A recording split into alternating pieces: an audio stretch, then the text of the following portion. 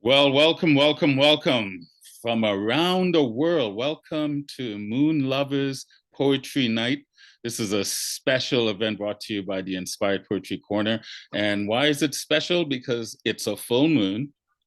And tonight we have poets from around the world and from the beautiful island of Sint Maarten that's here to celebrate the book launch of our dear friend Marianne. So thank you and welcome.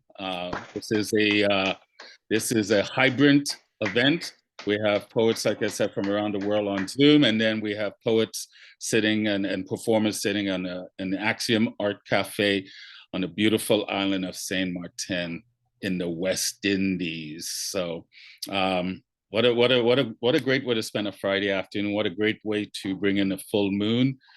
This will be our way of doing a poetic meditative mode of celebration tonight. So I am going to be your MC for tonight and kind of guide us through this maze of poetic moonlight. But I want to turn it over to the reason why we're here tonight. And Marianne, if you will do us the honors of giving us a welcome so we can hear your voice. Thank you. With pleasure, Rawle. Thank you so much for agreeing to host this evening. And I want to thank friends and poets from around the world for zooming in this evening. It means the world to me. Under the full moon with my debut poetry collection, Full Moon Fire, and with two great friends, poets from our rock, as we call it, the Friendly Island, my good friend Tashira Richardson, author of the new book Deep, and Fabian Badajo, one of the foremost poets here on the island for many, many years. And both of them are, like me, moon children, July born. So here we are celebrating together and with our friends and poets from around the world. I couldn't be more delighted. Thank you so much for being here. Thank you, Rawle. Oh, you're welcome. You're welcome. And just to give you an idea, I mean, you told us who we have on the island, and we're actually really looking forward to hearing their poetry and listening to your beautiful daughter sing. In our Zoom chat, Zoom poetry virtual room, we have Alexandra from the island of Greece. We have our friend Lesley, who has multiple passports, but she resides in England right now. We have Rescue Poetic, our Jersey City laureate from Jersey City in the United States, Susan. We have Thomas from the United States. I believe the West Coast is of Washington, Thomas, you're from? I could be wrong. All the way from the island of, from Malaysia, we have Julian. We have Kate from, is it Connecticut, Kate, you're from? Colorado. Colorado. Okay, it started with a C. It started with a C.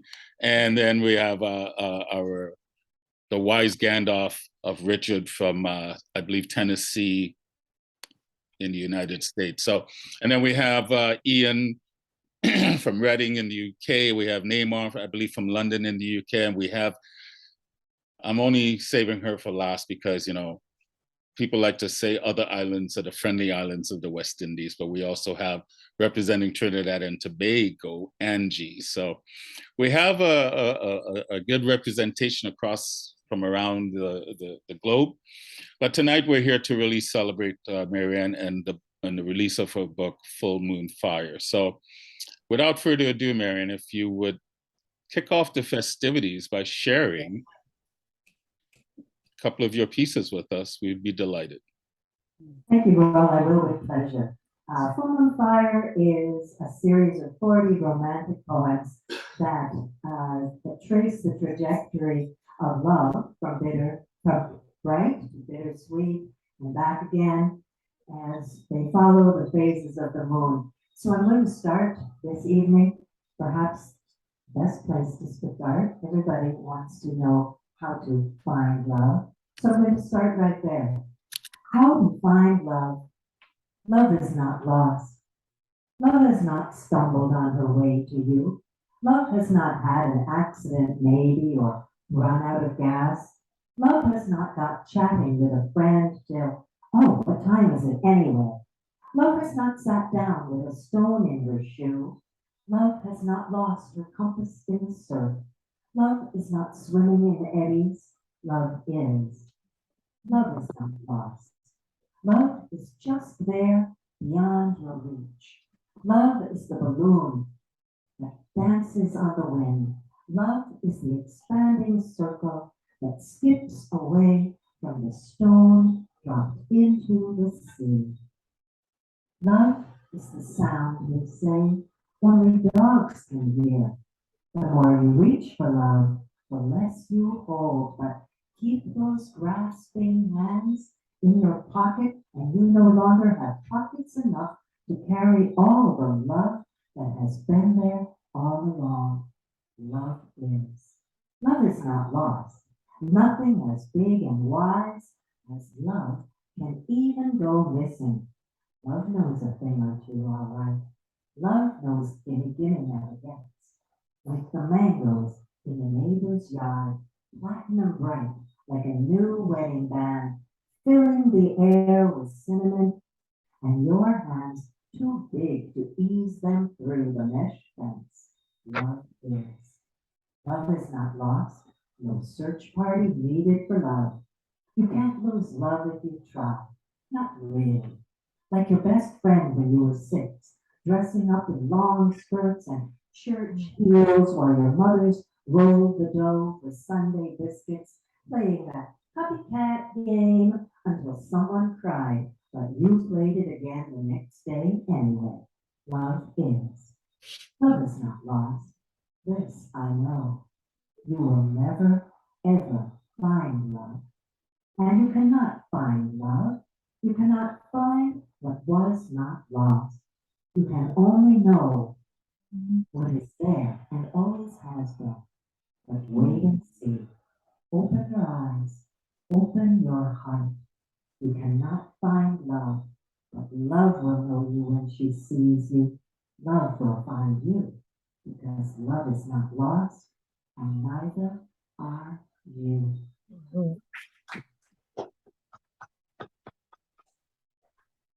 Beautiful.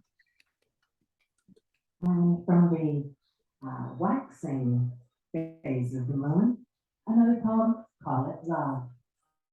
They ask me what we're doing, walking into danger, pretending life's a movie and acting like teenagers. They tell me we should think twice. By now we should know better, but when I do, it's black and white that we belong together. I wasn't looking for you, but you found me anyway. Now you're so deep inside my life, I rise for you each day. I wear my thoughts on my sleeve. I pray we never part. And though your promise wears her ring, your hands still hold my heart. Thank you.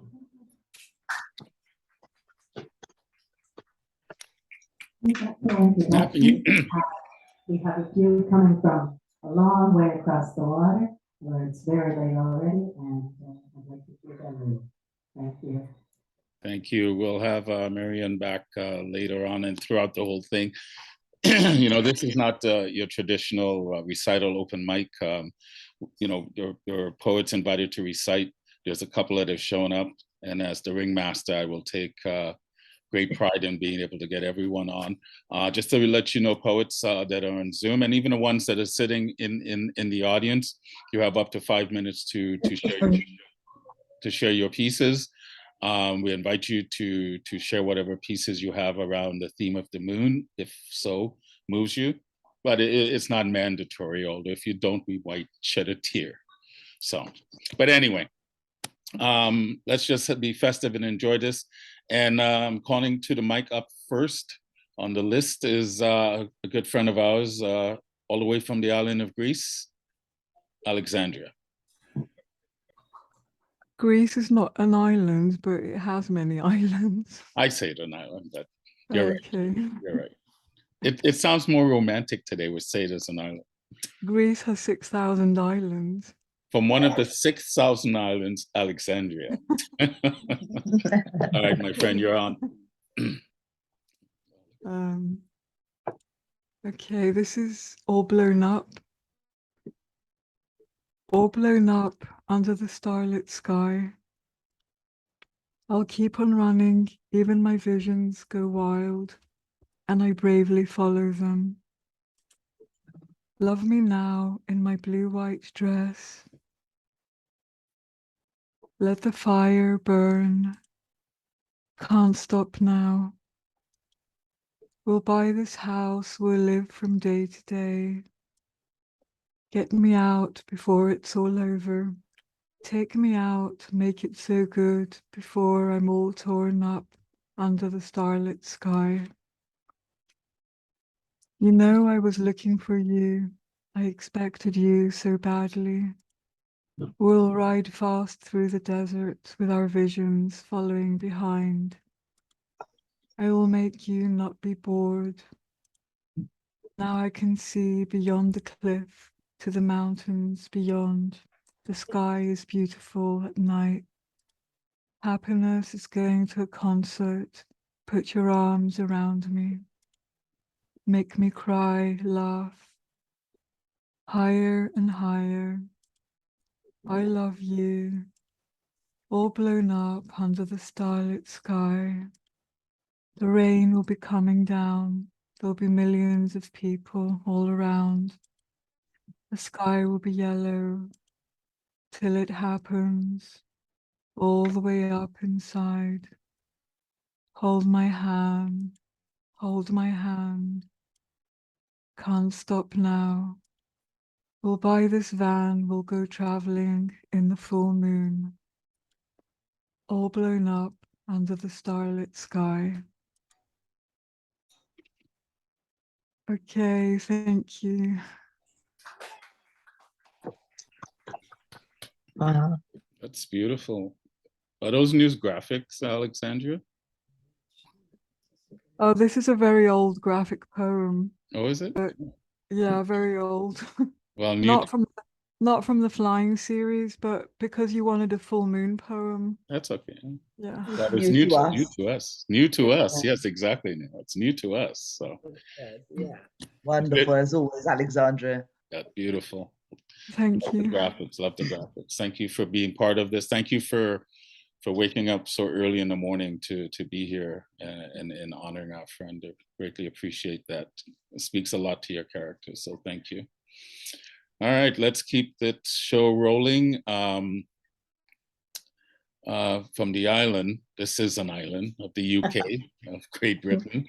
Our lovely friend with the beaming smile. Her smile matches the full moon, doesn't it? Anyway, I'd like to call to the mic our friend Lesley. Thank you for being here. Oh, thank you. Yeah, I think I'm going to just read one tonight, and I've hardly read this, and this isn't a political statement, but this is in honor of the Queen who just passed away, and it's I thought she was a lovely being, and I always loved how much she loved animals, horses and dogs, and had a special relationship with horses. And so I'm going to read this poem called On the Greeting of Three Horses in Yoaville. Hearing the stillness through the glass, whispering to me, excuse me, I imagine the soft breath. In seeing outside the three horses tethered, I am drawn in on the inhale. Through the window at its distance from me, the window only seems solid. I hear. I'm not holding my breath. I am not holding my breath. I hear the transparence, not the horse that knowingly exhales the release of his knowledge in that moment in time, hits sometimes his sometimes heavy sorrows in the moment, the 1 foot sore, held up as to not touch heavily the ground, held up slightly on point, so as to hover slightly, to not hold the weight, the pressure of it on the ground. There are 3 horses, one dappled and spirited, the other 2 more quiet and still, the second, the middle one, with heavily feathered feet, the third long lashed, the color of caramel. All 3 lashed to carts which seat children and take them for rides around the town. They wait, the horses, The third, the caramel one, has blinders attached to his bridle. I understand. I too am an animal which needs blinders. I see its quick and careful attention to the all, the signs visible on its face as movement plays across it, the almost imperceptible signs of a quick attention, the most subtle of movement across its face. The muzzle quivers, the signs and response which play on his face, the ears tune in, moving, the attention so quick that it needs this calming, a cushion, a barrier, a shield, anything to block out, to slow down the processing of stimuli, the rapid fire movement which jars and startles, each movement as the glint of sun on glass, a sharp shard that might cut, demanding the close and quick attention, a response that increases in size, in volume, with each movement as sound that amplifies as it reverberates off of buildings. He is breathing quietly, as horses do, soft and quiet, the warming breath, the hum of existence in him, and coming from within to without. To me, the sound rises, levitating so as it hovers in front of me before it subsides, level with my eyes, my ears, my mouth from which the steady sounds of quiet praise, the still joy in, and the love for this horse, this beauty, the sounds, my sounds emit from me unchecked, the call and response, sure and steady as a hum, sure and steady as the lullaby, sure and steady as a prayer. There's no difference. He is talking to me. I understand. We are the same. I too pay such attention, too much attention. And as does he, I need the blinders so that I might see better, blinders that I might learn and know and practice the patience in being, the practice of the patience of being, that in his grace of being, the horse has attained. I understand in looking, I understand in listening to his breath come and go, the breath as it first emits in the release, visible to the eye, the presence of the breath, visible to the soul, the release of being there and present for me to see, and I learn and am grateful that I learned. This horse before me, my teacher in breath. So that's it. Beautiful, beautiful. Your words are just the rhythm of them, the depth. But then there's a simple grace to your words. I just love them. Thank you so much for that. Thank you. Thank you for being here. You only want to share one tonight? Oh, I guess I could do another one. We'll do one more, yeah. All right. I just found this one. It's called Moon Bath. The silver bodies dance in the moonlight, bathed by the moon, unafraid of the darkness which surrounds them. The schizophrenic, that which I am not, might wear the stereotype little tinfoil hat to block out the rays, the celestial messages, the flotsam and jetsam, hurtling at us at the speed of light, full throttle, but rather not protected nor hiding. I accept all aspects of sun, its magnificence that reaches out for us, its long fingers caressing and teasing us with its heat. It is okay, finally, that I lose you, after all. Just because we are perfect together does not mean that we cannot say goodbye, that you are lost to me and I cannot find you again. That which is together by nature, the moon in the sky, cannot be apart. Beautiful, beautiful. Thank you. Thank you for that. Thank you. Thank you for staying up late and where you are to join us on this beautiful afternoon, or this evening. It's not afternoon anymore, it's evening. All right, we will continue on. Now that we've had two poets from around the world, I think it's only fitting that we have someone from the beautiful island of Sint Maarten take to the mic. So up next, I would like us to put our hands together and in the poetry world, snap it up or clap it up for Tashira Richardson.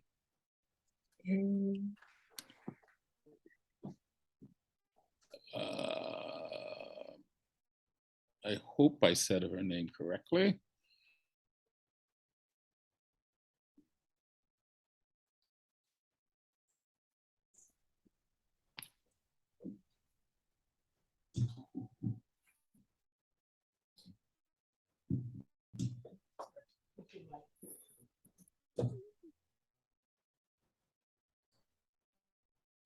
Can you hear me?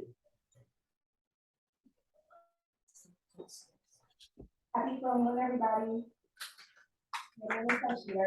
I'm very close, y'all.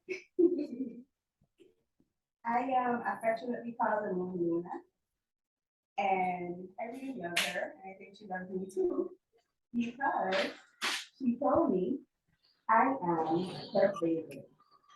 In a room full of plenty, she has 20/20, but it is all for me. She tells me so nightly, and I am inclined to believe her, because even when I cannot see her, she silently beckons somehow, simply to allow me to notice her presence. Her essence is ever changing, just like me. We evolve so effortlessly. Each day we endure more magnificent than the last, seldom completely obscure, and never to repeat the past. I am her favorite. And truthfully, she is mine as well.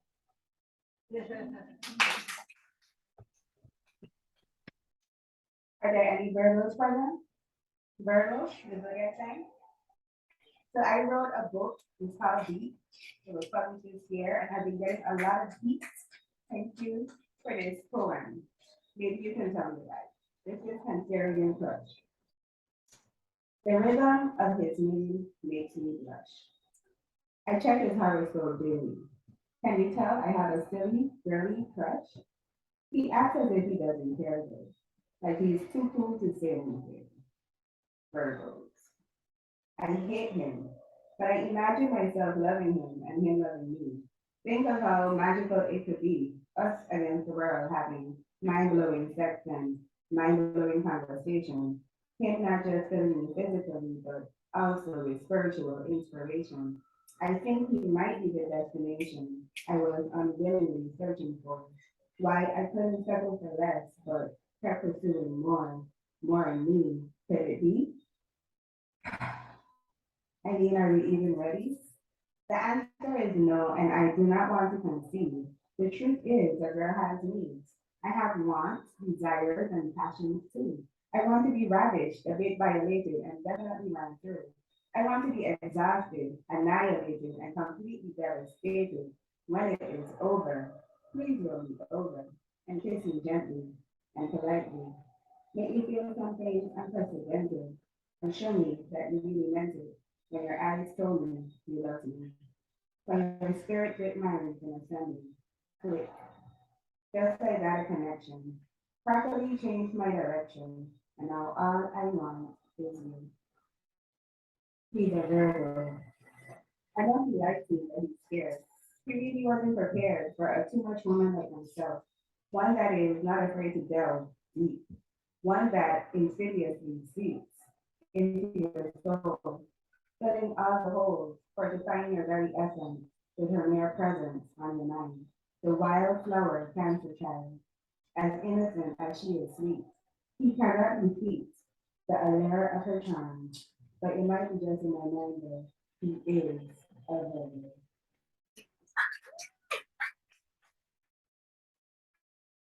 It's Virgo season, and it's actually my Cancerian crush's birthday that I wrote this poem for him. It's called Unwanted. All he wants for his birthday is me.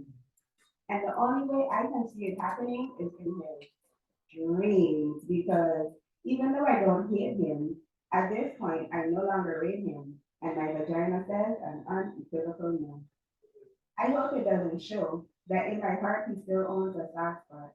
I hope it doesn't encourage him to act like I forgot, because painful lessons have a way of hemorrhaging ignorance, lowering tolerance, and erecting boundaries where access used to be free. I wish him happiness and good health and everything his heart desires, with exception to me, of course, because that will require me putting myself back in the danger zone and disregarding the superpowers I have honed. Like, look at me, I detach like a boss now, and I even boy better than him because I won't allow these emotions to dysregulate my peace that took so much time for me to orchestrate. It is undoubtedly too late for me to fulfill the role of unevolved chip in his never-ending play, where according to everything he says, he is in fact a man, but actionably, he will do everything he can just to do absolutely nothing at all. So no, I don't expect him to call. And no, I am not waiting for us to coincidentally meet. And no, this is no longer an embarrassing defeat. It is a glorious victory. I am rewriting our history, and this time he can feel unwanted. Happy full moon, everybody. Thank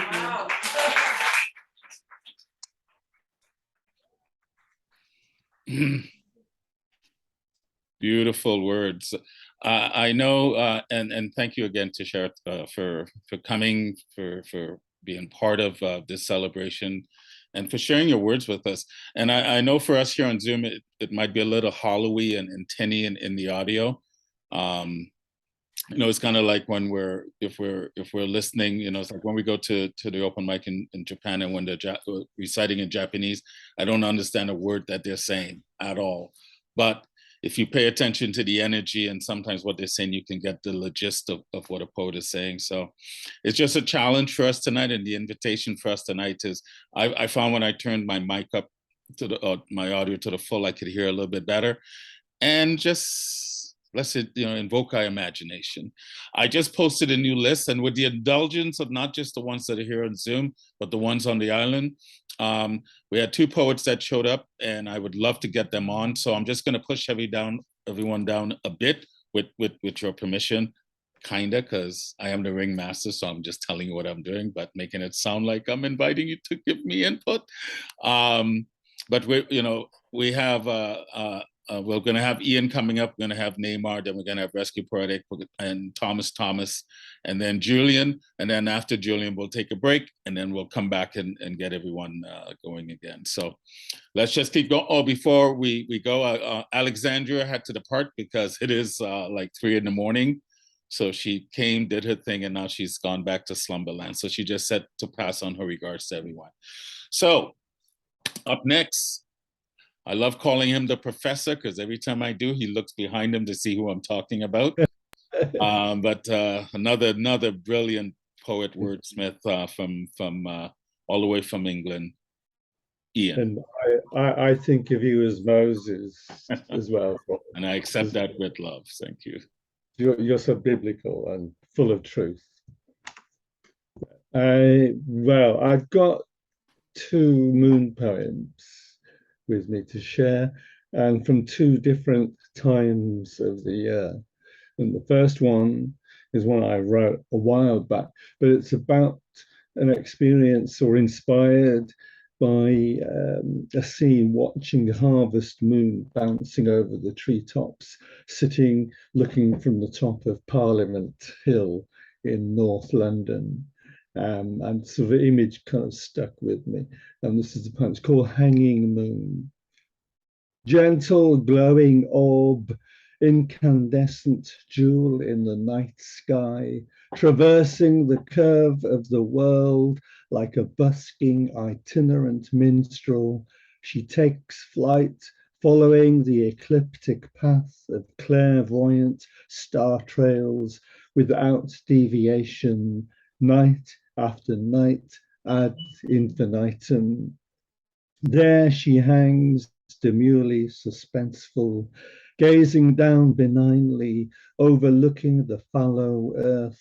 Her moon glow halo ripples outwards like the submerged glimmer of Spanish doubloons, casting insinuating spells over feckless voyeurs, caught by a glimpse of eternity.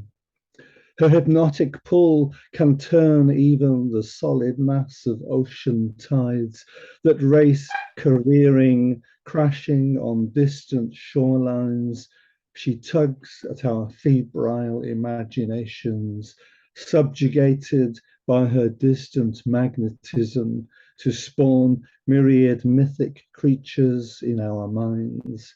And on a late summer's evening, overlooking a London cityscape from the airy green luxury of Parliament Hill, our own harvest moon hangs brassy like a swinging antique pendulum keeping time, tiptoeing across the treetops, a gentle giantess. Like a sullen mistress, she keeps her distance, spreading her lunatic essence.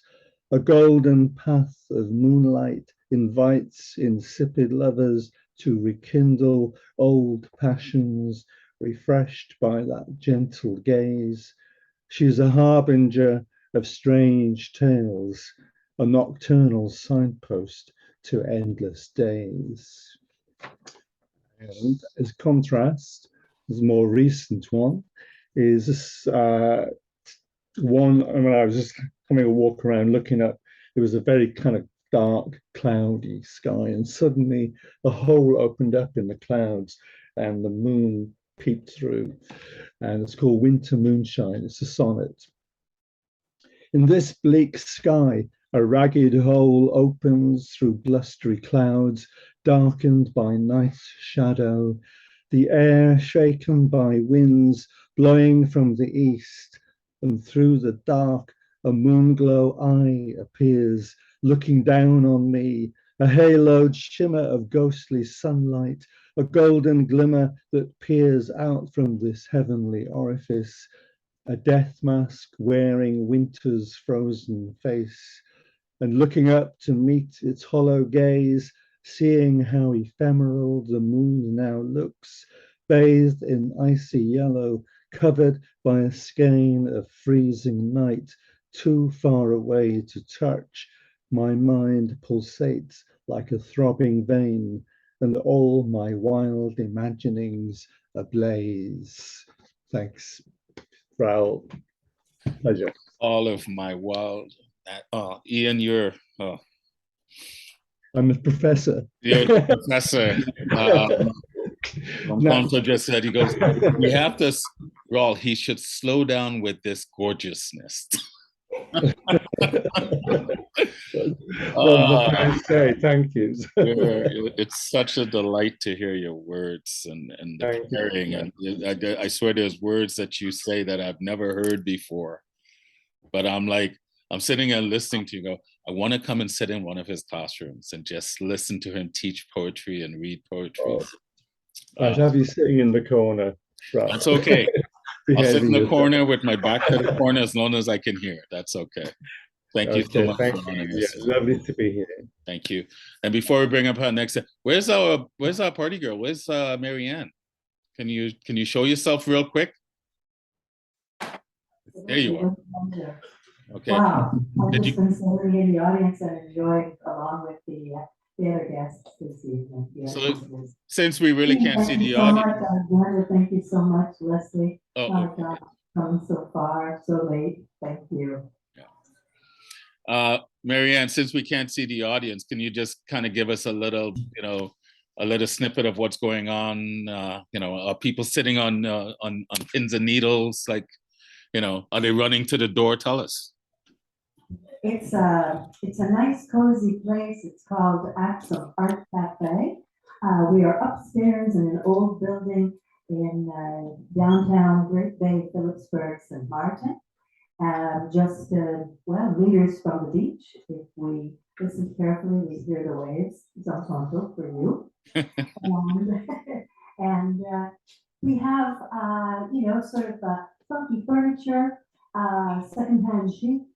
People on small sofas and cozy armchairs, having a drink, a little side table, a cup of coffee, a little conversation. I think everybody here knows everybody here in the usual Sint Maarten way.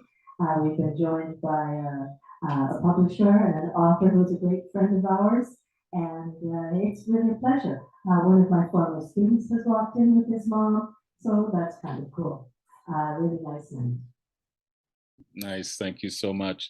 Well, we may not be able to see you all, but we're here, and we're here in spirit, and we're really enjoying. I hope you guys are enjoying it, and I hope my fellow Zoom casters are enjoying this. I know we're used to it, but it's a little bit different doing it hybrid, where we can't fully get all the interactions. But I'm still really glad that you have chosen to spend your Friday evening with us.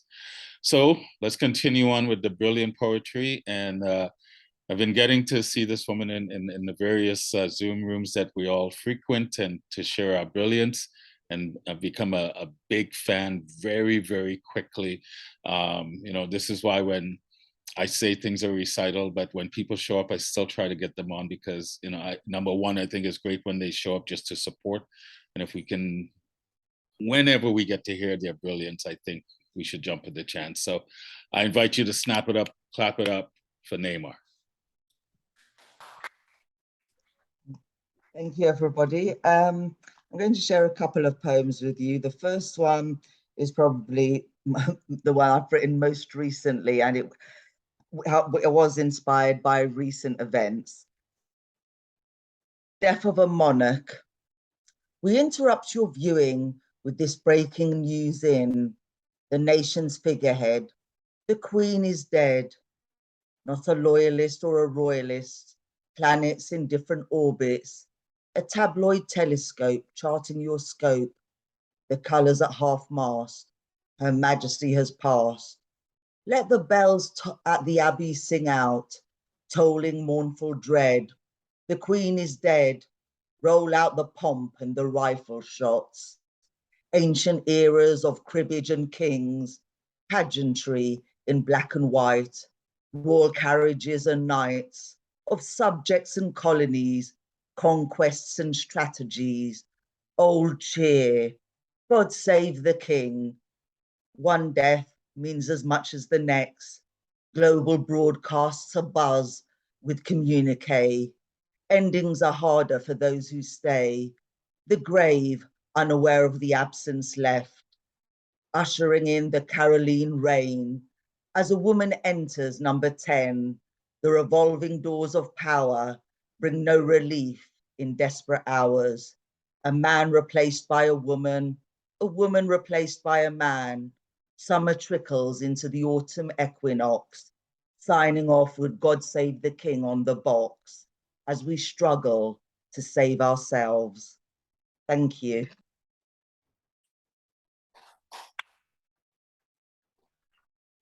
And the second piece is one from my upcoming collection, COVID, The Wordy Wilds of a Mind Under Lockdown. Injury during lockdown, the son who looks like a man, put your weight on me, and how the tables turn, that I lean on you in turn, hobbling to A&E, no money for taxis, saddled spectres in a ghost town, carrying without complaint, your words distract from the pain. I blessed you, the child I grew, my arm clenched around your frame. In the waiting room, an age of arduous hours, squeaking nurse shoes and eyes on devices, mingled with the masked buzz of voices.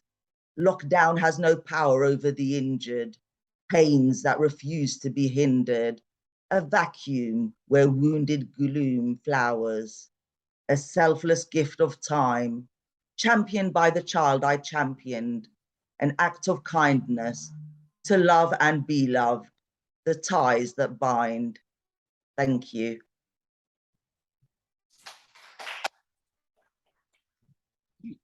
So unmute, give it up for Nayma. I love that first piece. I love the observation of it. Brilliant. And the truth to that's it. a great observer. Yes, great Awesome. observation. I Thank enjoyed you. listening to that. Awesome. Woo! I was chatting with Lesley earlier, and I was telling her I am no fan of any monarchy on this planet whatsoever. I don't care where it's from. But having said that, I have great respect for Elizabeth. She seemed genuine. She seemed like what you saw is who she was, and this woman that didn't choose this life, but she definitely accepted the challenge of being of service, and she seemed to have done it well. So I was very respectful. And my mother's a big fan of hers, and just because I don't like monarchy, but doesn't mean I can respect what they do. But A person. I definitely, when I heard the news, because as soon as I heard the news that morning that she needed medical attention and they were calling, I'm going, she's on her way out. And I just said a little thought in my head, travel well, my friend, because 96, you lived well. And like I said, from what we saw, it looked like she definitely was committed to be of service to not just the crown, but to the people that supposedly serve. So thank you for that. Great observation. This is one of the reasons I love doing this. It's just getting to hear the brilliance and how people's minds think and how they observe life. And that's one of the gifts and the beauties of being a storyteller and using poetry to do so. So thank you for that. That was amazing. So coming back across the pond, because Nayma sits in the UK in London, we're going to go to our Poet Laureate of Jersey City, someone that I've had the pleasure of getting to know and just listening to her poetry. And if you're following her on Facebook or Instagram, and she's doing her thing all over and still finds time to be a mom and be a corporate woman and inspire other ones. Anyway, she's just an amazing, and I just like her. I just think she's a brilliant human being. I say she is a friend, and I present to you, Rescue Poetic, Susan. Hola, beautiful ones. It is an honor and pleasure to be here among such fine company, and so thrilled to be able to read tonight. I have two pieces. One is an original piece. One is from a fellow poet. Comfort lends itself as a subtle reminder, both healer and purifier, lapping through forces from under trapped dimensions. Melding of passion, layered with tokens of moonrise and motion, peeking through dark fields broken.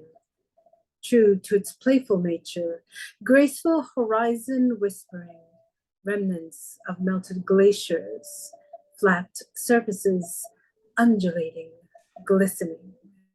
Releasing energy from foundations, dancing with life's vitality, celebration of abundance and creation, pulling dreams into reality, eliciting pulse into moments of courage, liberation of instincts and inspirations of all the colors of life is truest to its blended combination.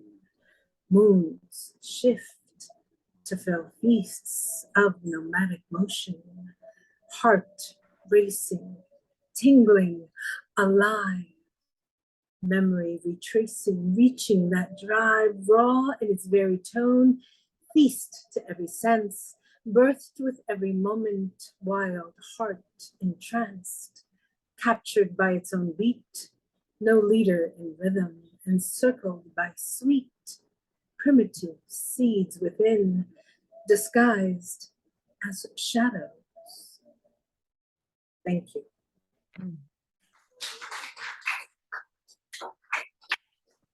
This next piece that I'm going to read is called Pear Coyote Moon by Virginia Shreve, and it's in the 2002 New Beats Generation anthology. I had the honor of being at the National Beat Poetry Foundation Festival, and I also have the honor and a fellow poet laureate of being the 2022-2024 New State of New Jersey Beat Poet Laureate. Pear Coyote Moon. Half past the sturgeon moon, Coyote sends his shadow, slipping like slubbed earth and silk through the stubbed wet meadows. Heavy-headed asters bob along the border of the yard. Hunchbacked pear tree sighs, the stem too tight, the flesh in bloom. You must wait. Wait, another moon. Harvest moon or hunter, muzzles dipped in the frothing fruit, shoulders grind in the slime of fermented pears.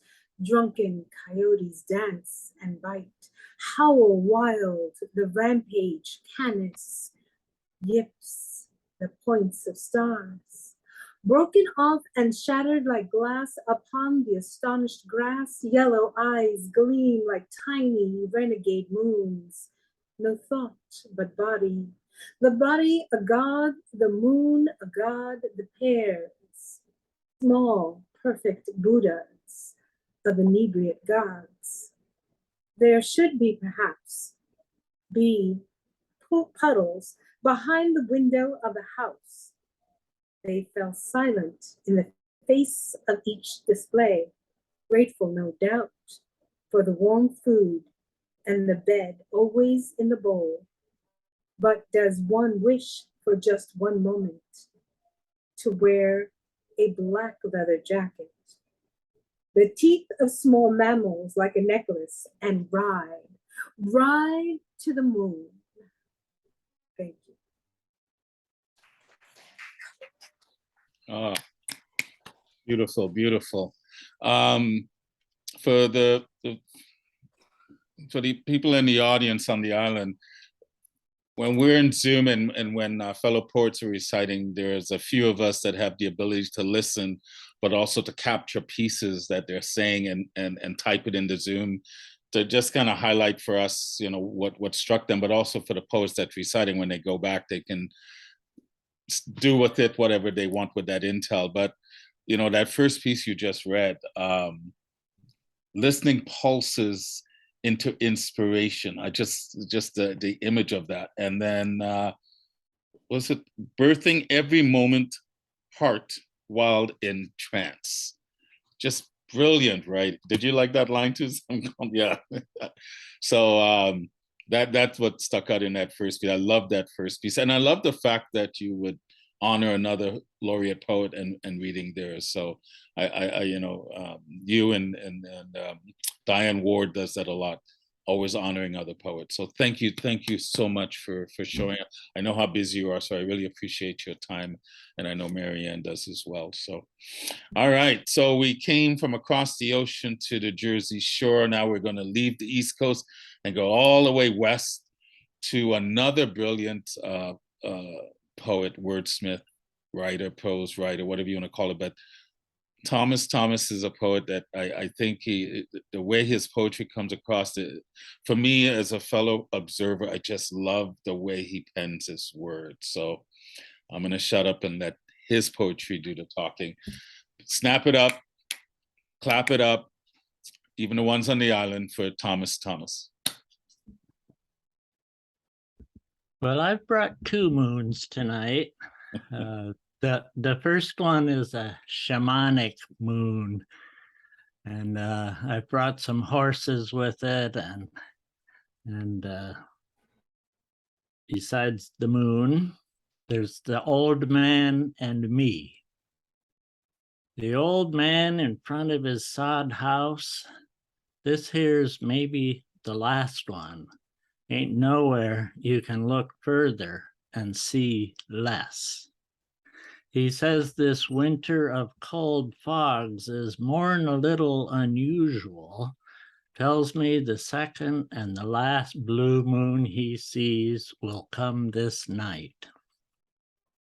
His sod house is suspended in fog, dew condensed on its rooty surface.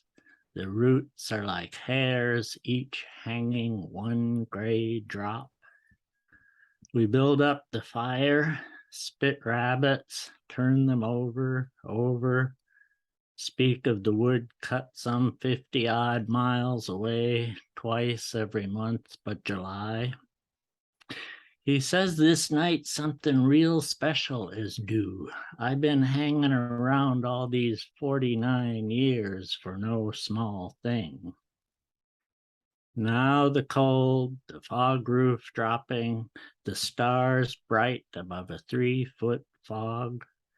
Blue light gathers around the newly full moon.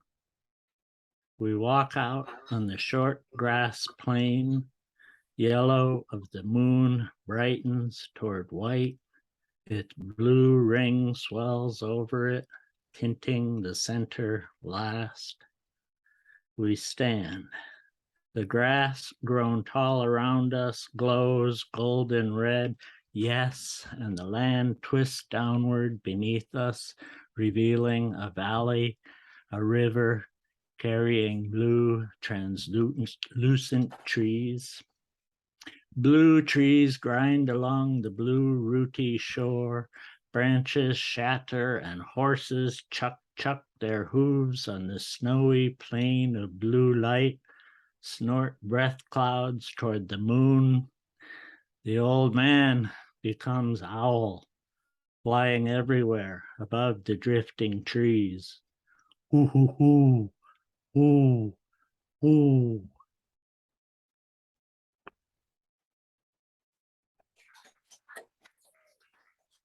That's kind of a seasonal poem too. I just realized this is a winter moon. It's called Present for Jandy. I'm walking home and it's late and cold winter and no one's come home from the party with me. And it's so cold my breath is frosting my eyelashes shut almost. When I look up and the just past first quarter moon has a pale green and lavender ring around it. And how can this be? The radius of that circle just happens to be the apparent distance from moon to Jupiter.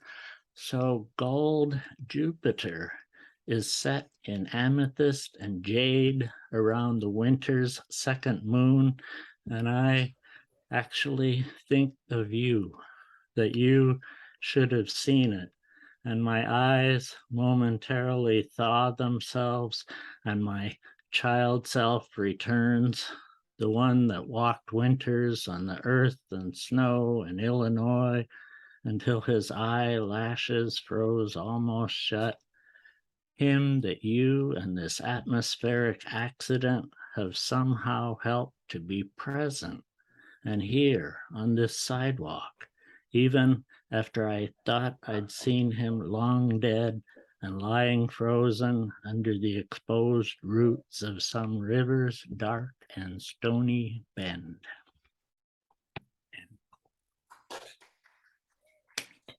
Thank you so much, Thomas. Ain't nowhere you can look further and see less. Really? Okay. I can only just say, okay. Brilliant line, brilliant work, my friend. Yeah.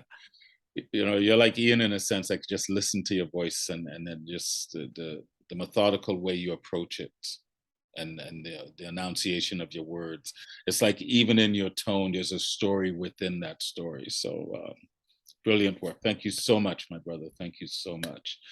And now we will leave the West Coast and continue west to the point where I think we're almost coming back east. And this man is a writer.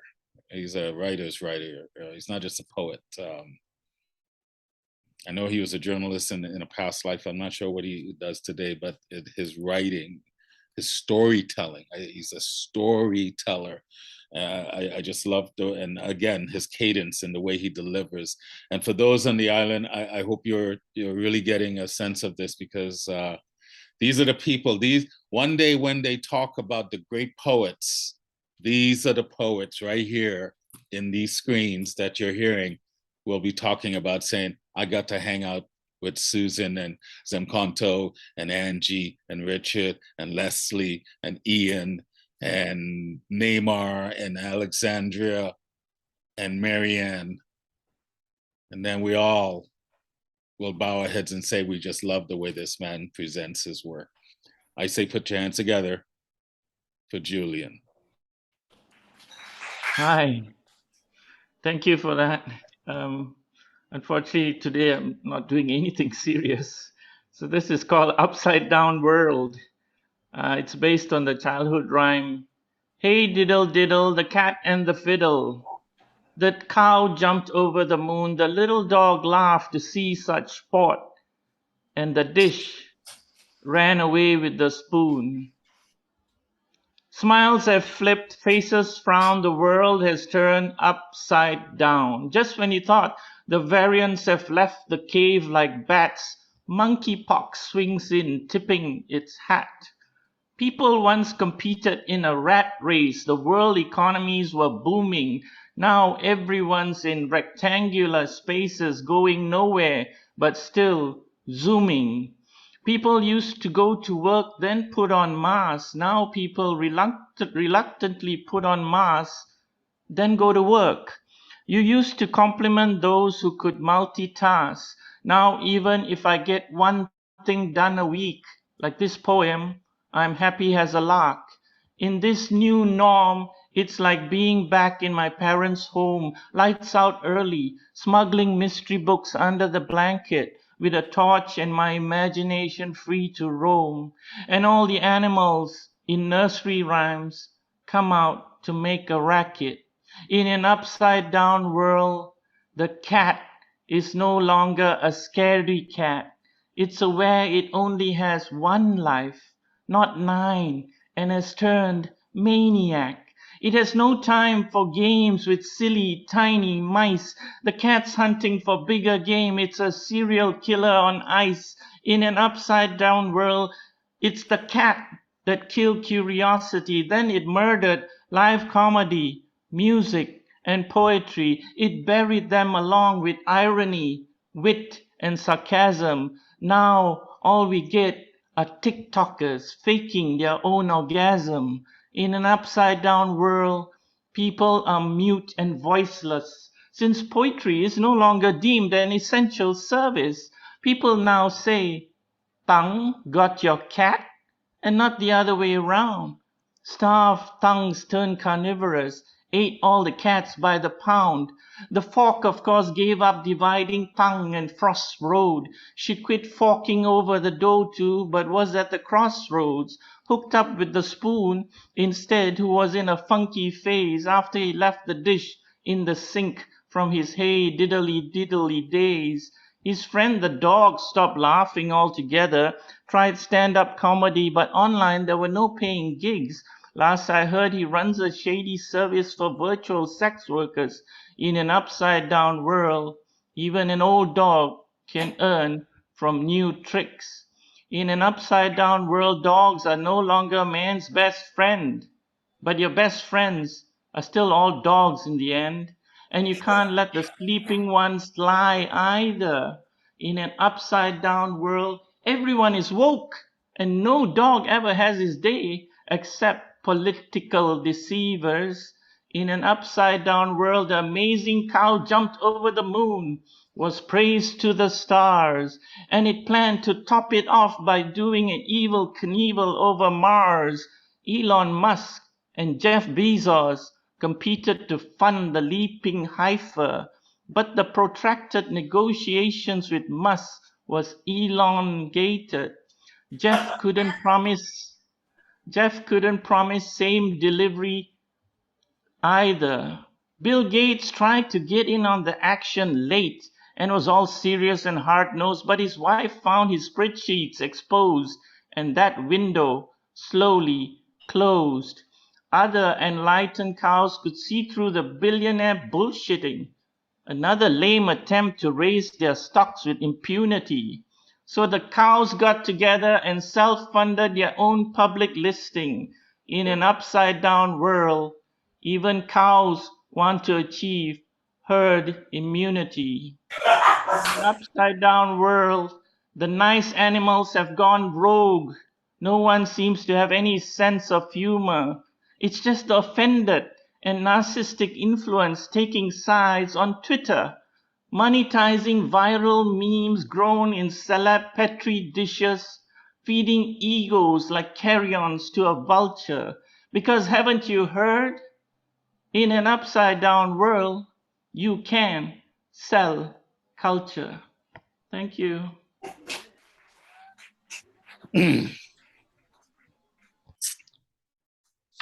Well, You didn't say it elongated. Elon Musk, Bill Gates. What the hell? What?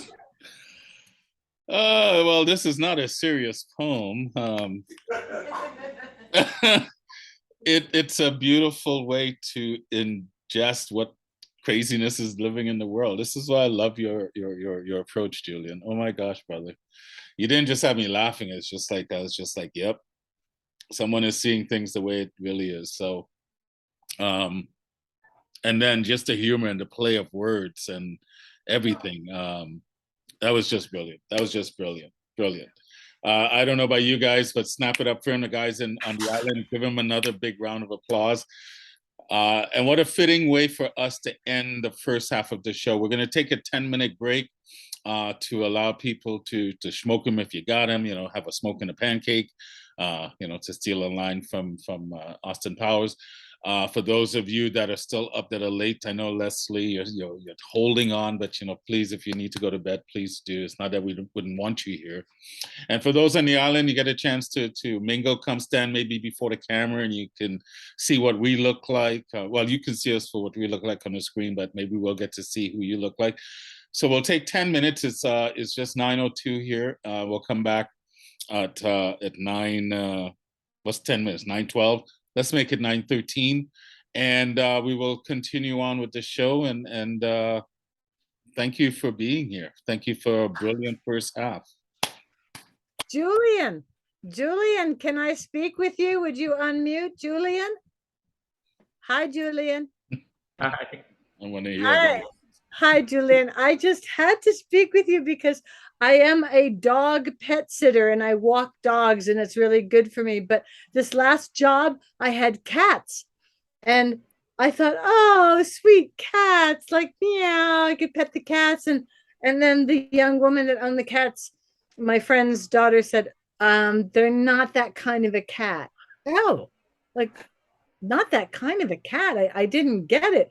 But then I got it because when they all left and I went to take care of the cats, I would walk into the room to refill their water and their food and clean their litter box. And I would go in the room and they'd go. And I was like, oh my, I have never, ever experienced anything like this. So at one point, I straightened the blanket over my dear young woman. I've known her whole life. I straightened the blanket out and up from the blanket comes the cat was under the blanket. I was like, oh my gosh, I'm not going to win with this at all. So when you were talking about, the cat being in this, like, kind of the cat's got your tongue, who's got your cat. That was just so brilliant in that upside down world. That cat got your tongue was so brilliant. Yeah. How he reversed that. Like, oh, cat got your tongue got your cat. Oh. Right. That got me. And the elongated, because he put two people in the same word, like Elon Musk, Bill Gates. Elongate. Oh, yeah. Oh, that one was so clever. Yes. Oh, wow. I haven't heard you read that, Julian. Julian says things. Oh, that was nice. The cat is the serial killer. Yes. So I got to the point where I would get up in the morning and this huge dog that they let sleep on their bed decided that this dog should get up on my bed. And I'm like, it's 1 a.m. and I can't move. And I'm like, that's it. I have to turn on the light and say, you've got to get down. And he was like, the dog got up and looked at me like, huh? Wow. I'm like, get down. And then when I would finally get to sleep and get up in the morning and I would have to look over to go down to the stairs to take care of the pussy cat. It was like so kids always like want you to beg for the love. That's the thing. Like, hey, I'm right here, I'm royal. And kids are always on that, like, I am so royal. Oh no, they were serial killers. So Julian got it right. Yeah. Anyway, I'm retiring from my job. It was way too much for me. After maybe 5-6 years of doing this, I'm going to figure out something else to do with all my quarters. Thank you, Julian. Yeah, thank you. And Marianne, thank you for all of the amazing things that you say, and for the beautiful place you are in. Like, I think we all should just go to St. Martin's. That's it. I agree. I think we all agree. We should Marianne, all thank you just so like much. flock to St. Martin's and see the beauty of that island. So Uncle, he's on his way. Oh, And, yes. you come along Yes, too. I'm on my So- way. Trust me, and I mean it too. Well, outside on of my just way. saying we should come, give us some reasons why we should come to Saint Martin. Because I know if we come, if Zenkomto goes, you'll definitely get to see the ocean. What I already told Marianne is this. I've always been watching the Saint Martin's airport. Yep. So like you see like the planes come in and they are right in your face, and Yeah, also you see yeah, them leave, absolutely. and when they're leaving they release that jet, you know, and then they propel you right back to the ocean. So I've always wanted to be in front of one and then get thrown away like, I see your poetry, I see Exactly. it. We don't have, it's our own kind of special Disneyland over here. We don't Yeah. have roller coasters, but we do have, get blown off the fence into the sea by, jet blast, for sure. It's a really big treat. Yeah, like It's I want to be definitely blown away something. literally. I'm usually blown away by poets, but I want to be blown away literally by the Well, plays. yeah, we await you.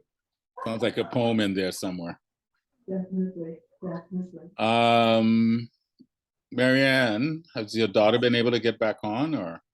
No, we were just waiting to find out if that was okay to try to play with that a little bit at the moment. So that we Okay. can put up the other image up. Okay. We'll do that now. And how is the audience? Oh, there she is. There's that. How are the audience? You guys having fun? Yeah. Very nice, thank you. Sometimes just make noise just for the sake of it, so we know you're there. You know, somebody can go woohoo.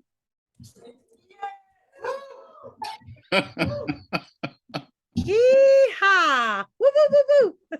I didn't say yeehaw. I said Oh, woo! It's okay, Kate. You can yeehaw anytime you want. Muchas gracias, caballero. All right. I think we're just waiting. I did see her. I did let her in, so we're just waiting for Marianne's daughter to come back on because she's going to kick off the second half. We're gonna work on that, please put the camera off. Thanks.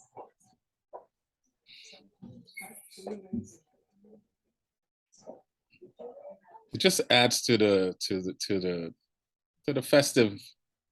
festivities of the night. Oh, there she is. Yeah. Yep. Oh, good. Wonderful. Oh, Hi everyone, good evening. My name is Julia. My stage name is Louise. I am Marianne's daughter. Hi everyone on Zoom. I hope everyone can hear me and see me well. My boyfriend and I are going to perform a couple of songs this evening. Some of my favorites and then an original song of my own. So we're going to start with Enveloped.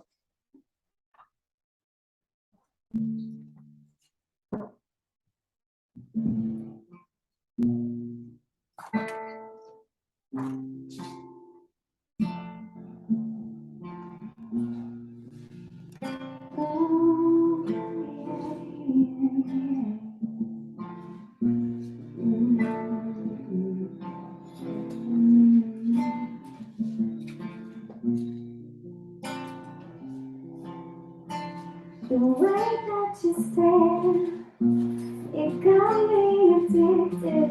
The way that you touch, hold me like a prison. And the way that you talk, I can't help but listen. And the way that you love, holds me with kisses, with prison. I know that it's wrong, but I wanna indulge in you. It's taking so long, but I need every touch from you. I'm taking so long, 'cause I need every touch from you. I wanna indulge in you.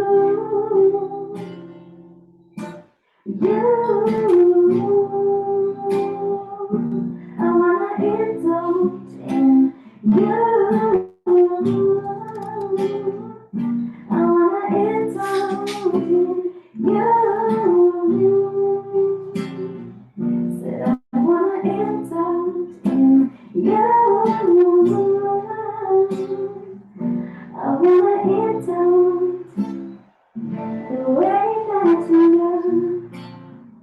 It's got me so stuck in the way that you make me feel. Makes me wanna write a poem for you. Look at the full moon tonight. Have you beside me, and I can't help but feel like the way it belongs. Wanna in, I know that it's wrong, but I wanna indulge in you. I took it so long, 'cause I need every touch from you. I know that it's wrong, but I need the touch from you. Hey, wanna indulge, I wanna indulge, I wanna indulge in you. I wanna indulge in you. I wanna indulge in you. Under the full moon, yeah. Under the moon, wanna indulge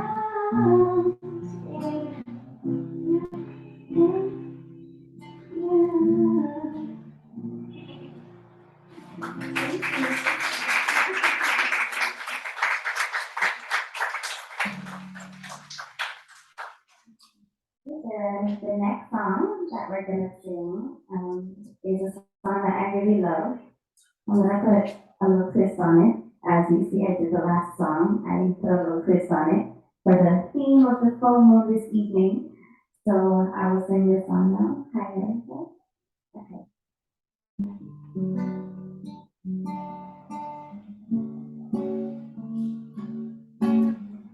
I love you.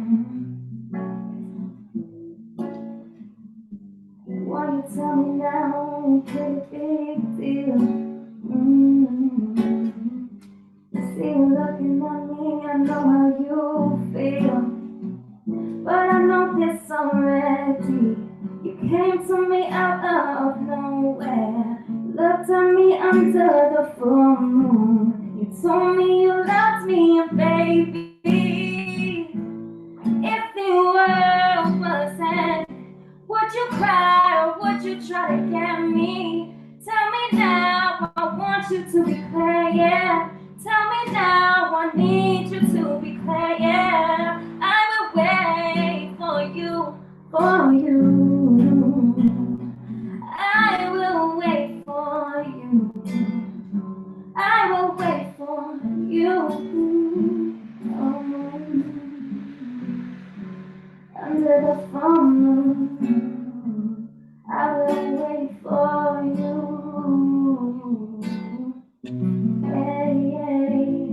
If you was ending, would you cry or would you try to get me? Tell me now, I want you to be clear. Tell me now, 'cause I need you to be clear. I will wait for you. I will wait for you. I will wait for you, for you. I will wait for you. I will wait for you under the full moon. I will wait for you under the full moon. I will wait for you under the full moon tonight.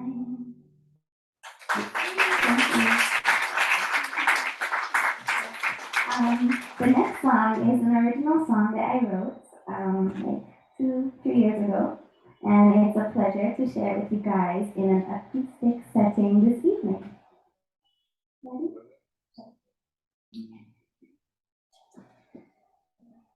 Ready? I'm a little nervous because it's an original song and it's the first time I'm performing it, so. Okay. Yeah.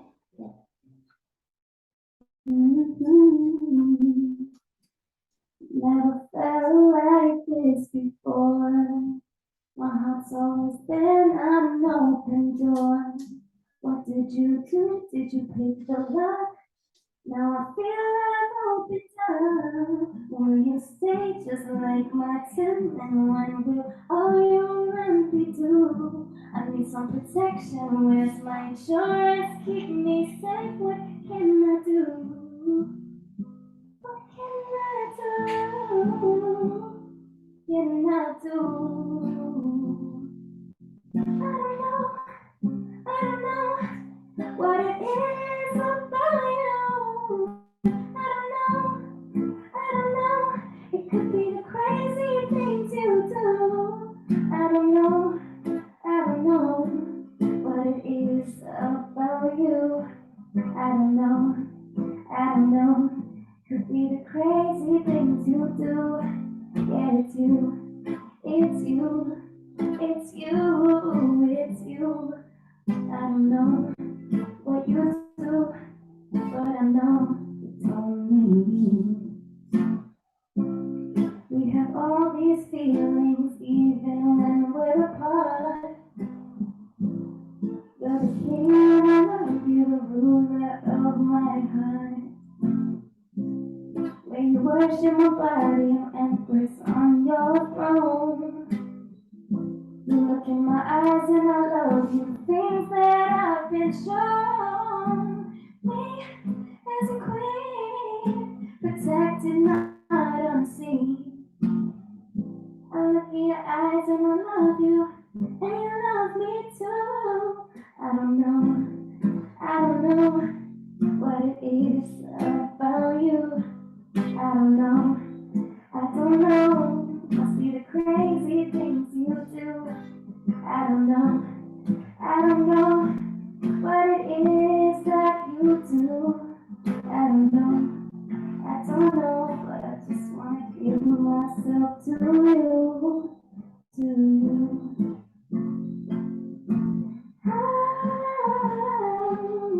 To you, yeah, give myself to you. I don't know what it is about you. Since you came in my life and you found me, I just don't know what it is that you do. But it's you, and now I know that it's you. The things you do, it's you. Now I know that it's you. Thank you.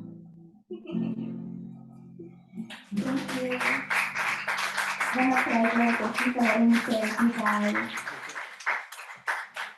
Oh, and can I please have a round of applause for my boyfriend, my groovy. Thank you.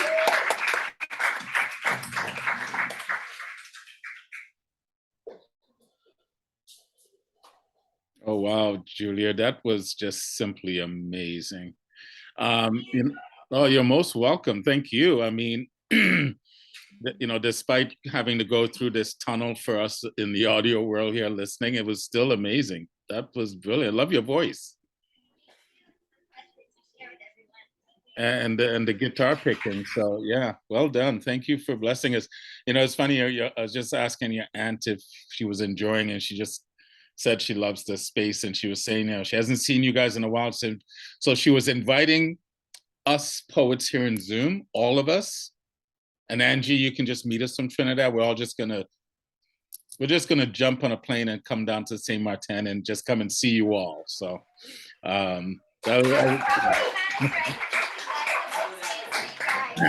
We are going to do that. We've all decided now. Yeah, that's it. Julia, lovely. Love hearing you sing, honey. Yeah, and for you guys that may not know, I figured it out. This is Marianne's sister and Julia's aunt, and she lives just down the highway from me in Mississauga, Ontario, Canada. So a fellow Canadian, yes. Anyway, Marianne, I know you must be a proud mama right now. So. Oh my gosh, I am absolutely thrilled to share this moment with my only child and her beautiful voice. And you have no idea how, Julia, knows what that song means to me, and that she would choose to share her song publicly on this particular night. Thank you, my baby. I love you.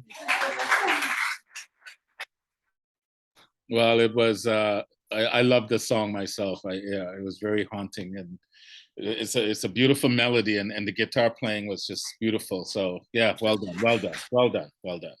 All right. One of the things I loved about that last song as well was our next poet that's coming up, or writer that's coming up. I think she's more than a poet, but I was just watching her facial expression, and just the pure joy you had listening to Julia sing. You know, Kate, you're an amazing woman, because you know, you're one of the biggest supporters. You're one of my early supporters when I didn't know what the heck I was doing in these Zoom rooms. So you know, I just, you know, just the way you write, you're like a walking archive of history. But just the joy you get from listening to others is just amazing. So I'm going to shut up there and just say, ladies and gentlemen, put your hands together, snap it up for Kate. Thank you so much for seeing me, Rawle, for who I am. And what I would like to do is say that the moon has always called me. Even though I rest at night, I'll find myself getting up and going to the window, which is always open at night because I love the cool air, even in the winter. And I go to the window and I look up and I say, oh, there you are, moon. Oh, moon, what do I see in you tonight? I love you, moon. Here you are. I love you, moon. And then last night, I had given notices to people because we had a fire. And a lot of people I know out here in the foothills don't have internet. So I was texting people and I was calling people on the phone and leaving phone messages and letting them know they needed to stay on to find out if they are going to be emergency evacuated. And this morning I did get, Kate, you are a godsend. Thank you for contacting us. So before all that happened, I heard this scratching. What was that scratching going on? Oh my gosh, I can't believe it. And I got up and I looked out my window and I saw these big furry animals with long tails, and I couldn't quite see. And I tried to flash a flashlight on them, but it was making a shadow. And then I realized when I moved the flashlight, I'm like, oh, it's two huge raccoons right out my window. Oh my goodness. What is our season right now? Where are we at? Oh, yes. I went over to the door because they were coming up on my deck. And one raccoon came right up to the deck like he knew me. He was going to say, hi, Kate. And he got up on his hind legs and he put his little tiny arms out and his little face, raccoon face. And I was like, are you kidding me? But I couldn't move. And off he and his buddy went. And I went back to bed and I said to myself, ah, it is the corn ripe time. Because one time I had high corn with beautiful corn ears on it. And my friend said, you ought to come out in the morning and go ahead and harvest this. And when I did come out, because if I'm up at the moon, I have to get my sleep and go back and then come back and be this like kind of gentle woman farmer. And I went out to my garden and all my corn stalks were flat down. And I called my neighbor and she says, oh yeah, it's the corn's ready, moon. The corn's ready, moon. Oh yeah, those raccoons, no. The corn is ready. They climb up, they knock all the corn down, they take it, they steal it, they eat it, they do their thing. And I said, you know, that is what happened last night. But I didn't have corn for them. They were after somebody else's. So here I am with the moon. The Oxford English Dictionary from the 1700s did not name our moons. It's ancient. When we read these things from who knew it, who said it, moon names have been given from the lives of people all over the globe. From ancient stories, they told the changing season of the earth, tilts, bringing the quarters and the cross quarters in the wheel of year, winter and summer solstice, autumnal and spring equinox, Earth's equator, a marker for worlds to unite. Viva la différence! Names for planting and growing and harvesting lend to the crop natural signs of the seasons and activities. The drying rice moon, a Dakota name, the post-harvest processing and preparing rice to be stored for winter. The changing weather gives rise to song and celebrations. The falling leaves moon is an Anishin Abe, term of transition between summer and fall. Migrating moon, Cree, refers to the time when birds begin to fly south to warmer climates. Frost moon, the last full moon of autumn. Freezing moon, Ojibwe, and ice moon, Haida, refer to the increasing cold temperatures. I'll still sleep naked.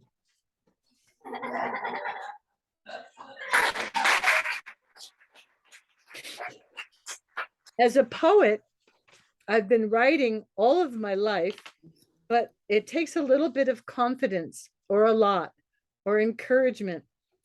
And I have a short poem to read from what seems like long ago, 2014. Moon creeps into my sleep, enveloping dreamtime depth, carried through clear mind visions, past remorse, crimson trailing, youthful anger, crude folly. 2014. 2016. Moonlight reflecting, trees adorn their short shadow, daylight turns blue skies, tidal waves of rolling clouds. 2022. I've joined Poets since March of 2020, the beginning of COVID. And I am so grateful for my kinship with the poets and the poet groups I have joined. 2022, Tonka, Poetry by Kate. Full moon, moon wakes evasive. My sleep searching for dream time, sections of earth turn. Stroll out to the deck, moonset, poetry scribed, slept through dawn. Precipice, time passes slowly, yet my offer of friendship sheltered on the precipice. A tower, a bridge, an embrace, full of love and grace, you fell. Thank you. Okay. The words alone are brilliant, but just the observation and then the way you can recall events and tie it into everything is, yeah. I love listening to you. I would love to sit down one day, just go through a pot of coffee and just have conversation. That would be it. Let's do it on the island. But beautiful. Thank you so much. And you know, I don't know if you have written much of your history or the history. I mean, I think one of the first time we met at Cultivating Voices, you talked about the movements that you witnessed in New York City, because I lived here during that time. So have you written much about those things that you've experienced, that you've seen, the political, civil unrest, all that thing? Well, I constantly journal, but I'm also trying to be poetic and reduce the 10 pages of a journal. And so I do write things. And one of the things that I wrote about New York City was getting in a cab, and this man, obviously from another country, wherever he immigrated from, said he's going to take me through the park to bring me to where I needed to go. And I said, great. And when we got through part of the Central Park in New York City, there were a group of men standing around their car, and he said, he made the comment, yeah, look at them, like they don't have anything to do, they're just hanging out, hanging on their car. Well, don't they have a job? And I thought, don't say anything, don't say anything, don't say anything. And then as he drove through the park, I look over and I see all of these people, not of anything but the color white, or the lack of color and being white. And they're all laying in their bikinis or the blankets, and they're getting, and I said, oh, look at them. Look at them. Look at them out there laying around, doing nothing, not working. They're trying to get dark. Those poor white people. And I think I was maybe 22. So I've had a good almost 50 years to get a little bit more snarky. Well, definitely, you're most welcome. We'll definitely have to have more in-depth conversations. So, and speaking of in-depth conversation, as we move on from, I guess Colorado is kind of more north Midwest, going west, coming back across state lines to Tennessee, talk about political observation, but not just political. I don't want to pigeonhole him, just a observer of life. This man is, the things that he's done. Here's another person I would love to. We've talked one-on-one on Zoom, but to sit down in close proximity with coffee and just get to really talk and share and share the energy, because it's hard to do that through Zoom. But Richard is a brilliant writer, a brilliant observer of life. I may not always agree with the way he may see things, but one of the things I have utmost respect for is his heart.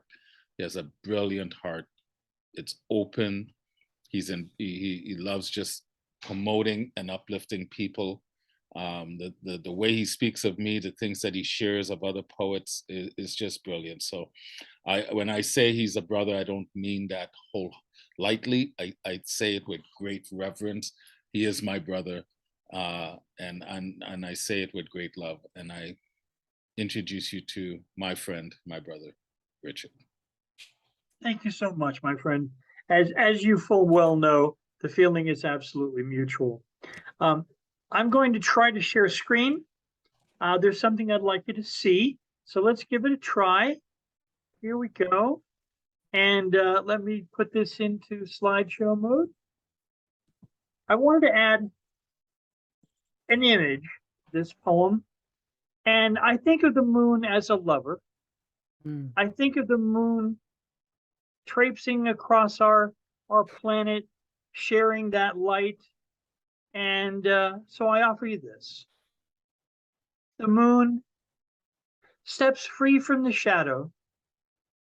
Oh, moon, sweet silver darling of the velvet night, as your tender foot traces and touches, first the stage passing the curtain, clad in rich, dark velvet of night, we sense the shift of your gentle approach as the swing of celestial orbs mark the pace of your silvery dance. Supreme Queen, whose each elegant step gilds and gleams amid the glowing clouds that know your tender finger touch. There, emerging, slipping through the gossamer tresses of your wispy platinum showers, chasing like melting mist, as elusive as a whisper, as delicate as a dewdrop. And as your silver slippered foot traces across the treetops, Your platinum tresses float airily above the hilltops and trace with the silver wisps of your hair the sleeper's dream. Thank you. Thank you. And I'm going to share one more. It's not exactly on the moon, but I think there's something of that same flavor. This is called Light of Love.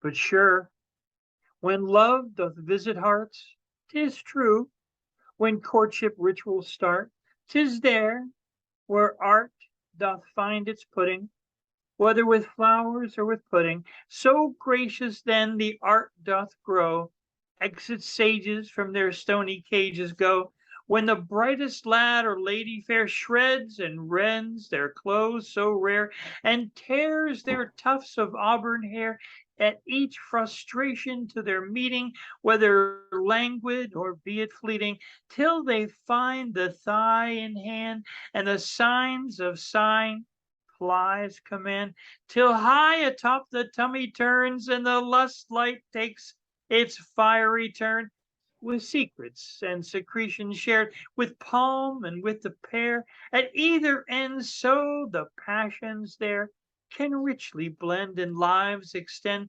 whether in pasture and college, where either to other we grow in knowledge, as we explore with light of love all unseen below and revealed above. Is there heartache? Is there pain? And yet, sure as it is as summer rain, yet I must repeat it sure again. I'll make it plain. Though hurt we've been, we'll back again. And when we find that gentle friend who, with the softling mewling call, does certain make quick fools of us all, though our arms reach just so far, we still sometimes attempt to have it all.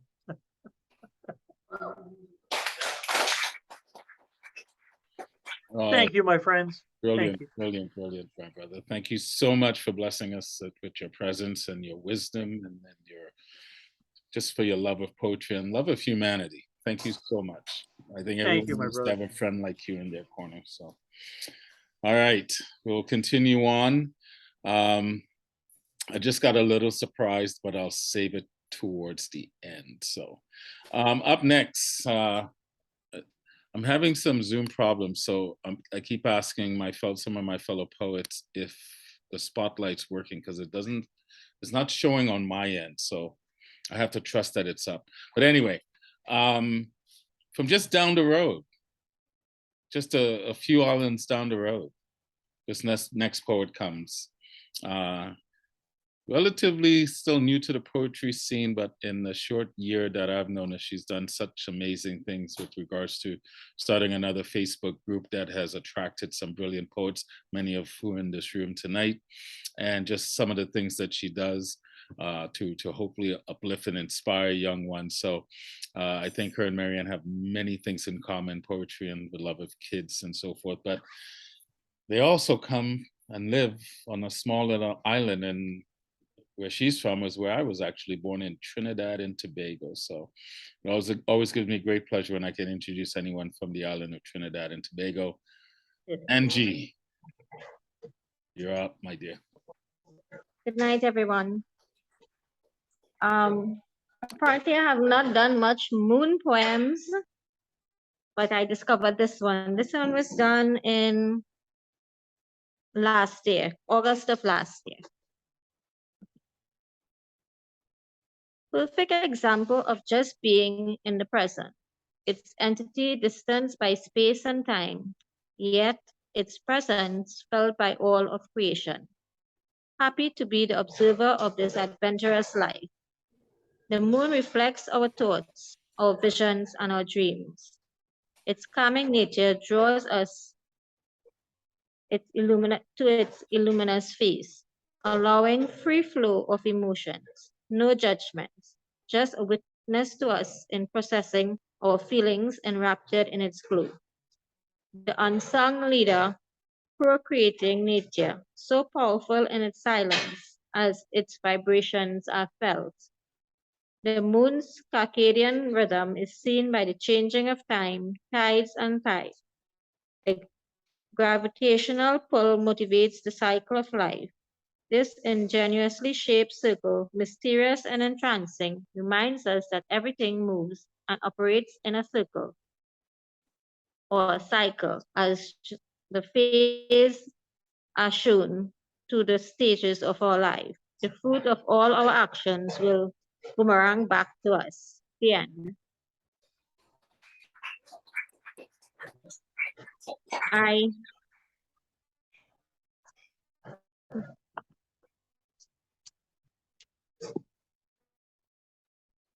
have another one. This was done for a poetry prompt with a ship and a moon. It's called My Companion. I am not alone. We have weathered many storms, you and I.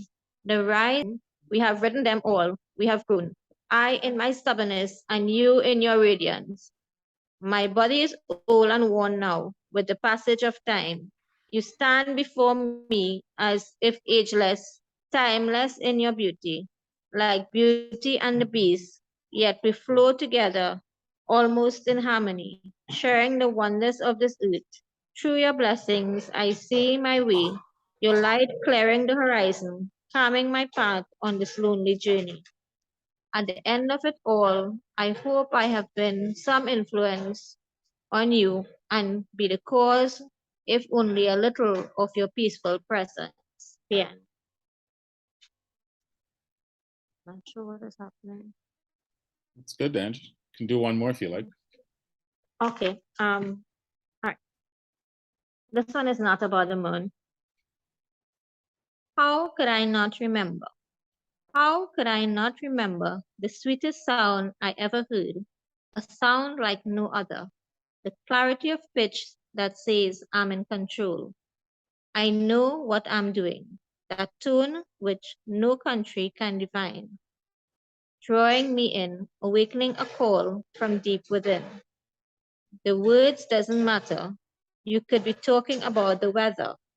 As long as the sound lingers in the air, there is a familiarity of that unique voice, as if I have known you throughout the ages. Not recognizing your shape or form, but the sound of your voice, I am lost in time. Feels like I've gone home. Stick around, tell a story, sing a song, let the melody of the ages rekindle the flame of the present. May this moment last forever. My heart beats in tune with your tune. Let your spirit join in a symphony of melodious tones. The end. Thank you. Beautiful, beautiful work. Beautiful. Another great observation of life, and then that spiritual twist, which I'm always all about. So thank you so much, Angie. Keep writing, keep coming, keep showing up. Love having you at these events. Love being here. Oh, thank you. I almost feel a little closer to home whenever I see you. So that's good. All right. Staying in the West Indies, Marianne has a friend. I'm looking forward to hearing by the name of Fabian. If we can get our island brothers and sisters to put their hands together and bring up Fabian with a thunderous round of applause, and those in the Zoom, we can snap it up as well.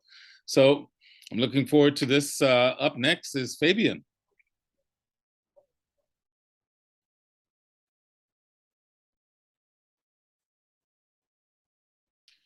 All right, hopefully this works.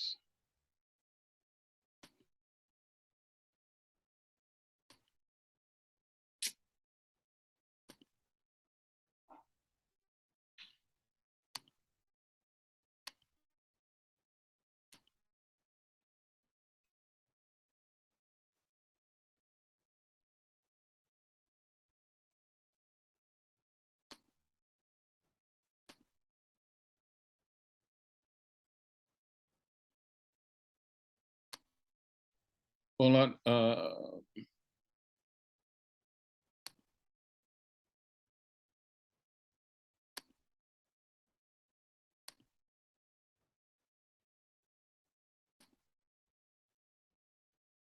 not sure what's going on. It's not just me then. You guys can hear as well? Yeah, it's all right. Yeah, we also don't have the feed. Okay. Okay. Can you hear me? Can hear you now, yes. Okay, good. All right, no, it's not working, so we're going to do it now. Okay. The first poem is titled Moonlight Key. It's taken from my volume of poetry titled Fantasies, Love Making Poems. This was published in 2018 and has Fancy Publishers in Sint Maarten. Moonlight Key. Did you see the moon last night? Full of grace, waiting outside my window. Love song from lips, waiting like you. I mean, come to her. Did you see the moon last night?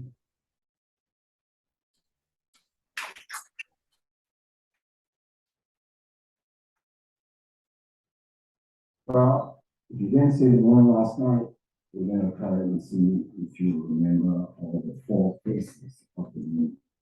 This was done quite recently, and the night just after Marianne this reading called 4 Faces of the Moon, still unpublished. Surely it's the first time I'm reading it in public.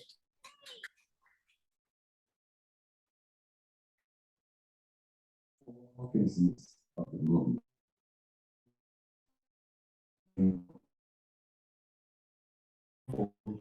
With no umbilical cord to tie her to Mother Earth, she comes and goes like a menstrual cycle full of cramps that disappear with a lullaby and a kiss. Autumn. A boat sailed in with a shy smile on her face. She had flung her G-string into the sea like a fishing line, shimmering like the waves. She donned a bikini instead, with stars encrusted in her hair and hummed a love song. Then afternoon. The village stars all came out, some with flaming flowers, some with all the fresh catch of the day, offered her their hats and gold, but she took a dive into the dark waters on this muzzy-flexing beach. For full moon, rolling like a silver coin on top of the hills. She hid behind a veil of clouds, bonfires and barbecue smoke rising above the palm fronds as she rinsed the silver strands in the unmelted waters of the peaceful sea. Then the villagers all went home and shot the dogs.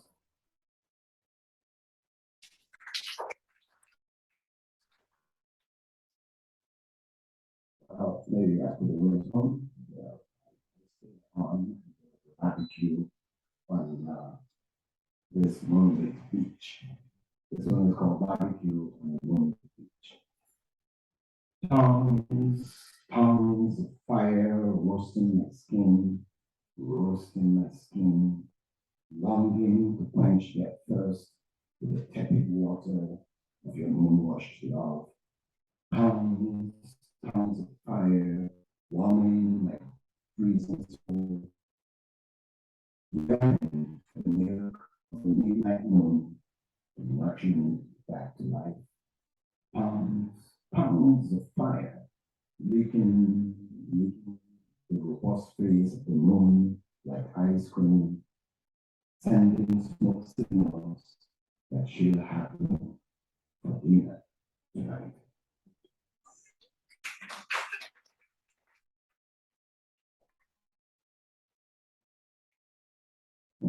The last one.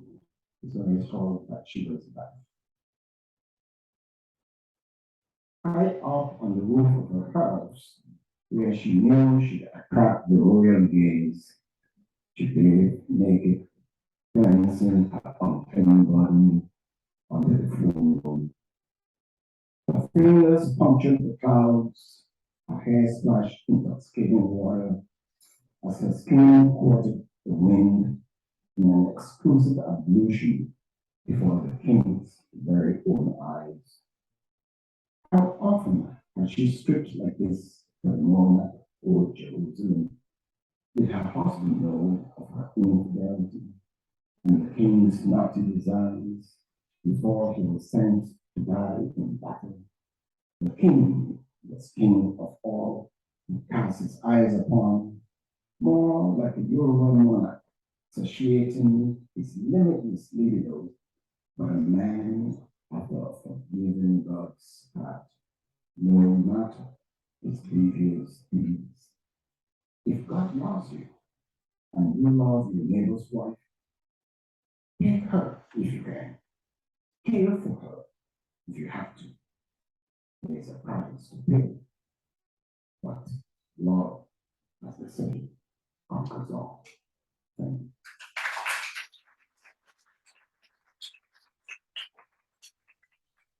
Thank you so much, Fabian. It was a little difficult hearing, but what I could hear, I would love to hear more of your work. Yeah, love to hear more. The audio is kind of coming in and out, so I don't want to sit here and make things up, but what I could hear, I definitely would like to hear more. You have a really nice sound to your voice as well. So thank you so much, my friend, for sharing, for coming and honoring our friend Marianne. Okay, we will continue on. Like I said, I have a little bit of a surprise from a special guest, but I will save that till last. We're going to kind of do a roundabout trip and go back to Zimbabwe and then leave Zimbabwe and come all the way back to Canada, because this young man sits in Windsor, Ontario, but he's from Zimbabwe. And as an old man now in my 62nd rotation around this sun, it always blesses my heart when I see these young ones coming up with such zest for life and a zest for our humanity.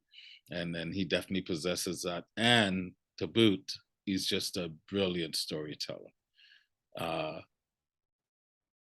only one that I can think that can match his smile is our friend Lesley. So I will just shut up and let him dazzle us with his words. Ladies and gentlemen, on the island in Sint Maarten, and Zoom friends here, put your hands and snap it up for our friend Chamchoun. So I was saying earlier, all right, I needed to introduce this little young king right here. I call him Lion. He's a Yorkie. So some of these days you actually don't know that he's actually running around when I'm doing my poetry. This is the Yorkie, beautiful Filou, called Filou. Hey Filou, I'm about to perform. All right. All right. So the poem that I'm going to give you today is one where I was inspired by this one young girl that was singing in the midst of a Ukrainian war. So the thing about children, they do not stop singing the hymns in the midst of a war. For they don't know the difference when souls are being lifted. They sing like they're guiding lost spirits home. The epicenter of a child's voice is an explosion, much like an atomic bomb, full with something to disarm all sound. But unlike nuclear weapons, its nucleus is love. It explodes to split atoms with the desire to scorch something already flammable in the soul, which is why children, although they have butterfly spirits, They can risk setting themselves alight with their own laughter, and they can sing through that fire, silencing adults' songs, singing above explosions, even those that consume them all. And they often sing as if they are guiding the dead spirits home. The day before Hiroshima, the sky shimmered with a silver lining that would soon shift in alignment, becoming a note of pain that tightened in the throat of Japan, much like Ukraine. But while the adults could not find both their pulse and voice beyond their tongue, the children sang. They sang hymns that stole the hearts of many before their own heartbeats, failing, were pickpocketed by the nuclear cloud that blanketed the sky. And you can ask why. Yeah, why? Why do children still sing aloud? Because for children, everything has a silver lining, even a nuclear cloud. Children sing above nuclear clouds. And something tells me that even as a chorus of ghosts ascending, you could still see the musical notes freeing themselves from the silver lining of their own fragile tongues as their paper-thin spirits on the weight of butterfly wings brush against that threatening silver lining in the nuclear cloud as they announce themselves with beautiful songs to the heavens, like, we're here, we just died from a nuclear cloud. Voices whose nucleus is love. Allow them to sing, because the thing about children, they do not stop singing their hymns in the midst of a war, for they don't know the difference with chemical stinging if something was wrong with their songs. Was there something wrong with their songs that you nuked them? The epicenter of a child's voice is an explosion, much like a nuclear bomb, full with something more than just radiation, because it radiates love, a contagious love, one that cannot stand to be contaminated and seeks to be a poison to none. The thing about children, they do not stop singing their hymns in the midst of a war. I hope that Ukraine is not the same note of pain, each to their God, and that God help us all. One love. Thank you. Oh, brother. Oh, I just love how you pour yourself into it. I just love how you pour yourself into it. Just let that sit with you for a bit. Take it in. Not just the words, the performance, the feelings, the connection to it all. Konto, thank you so much, my brother. Thank you so much. Give him another hand, guys. Just a brilliant, brilliant, brilliant work, and then the performance itself. So, all right. We are at the end of the show, and the only person left is our honored guest. But before you take the mic, Marianne, I have a little gift from you, for you.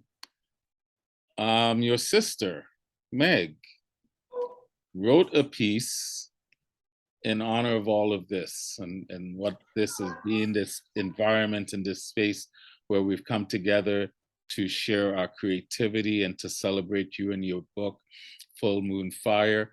And she asked me if I would share it with you, and which I'm honored to do. So before you say a word, this is from your sister.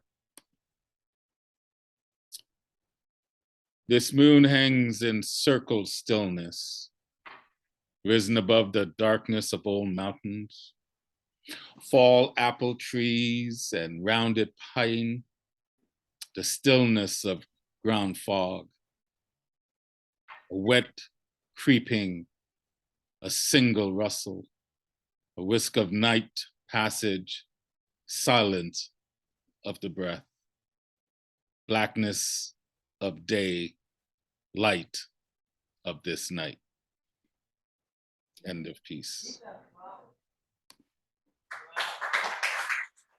I thought that was so fitting, and she's telling me thank you for a beautiful evening, and I'm just like, thank you for sharing it.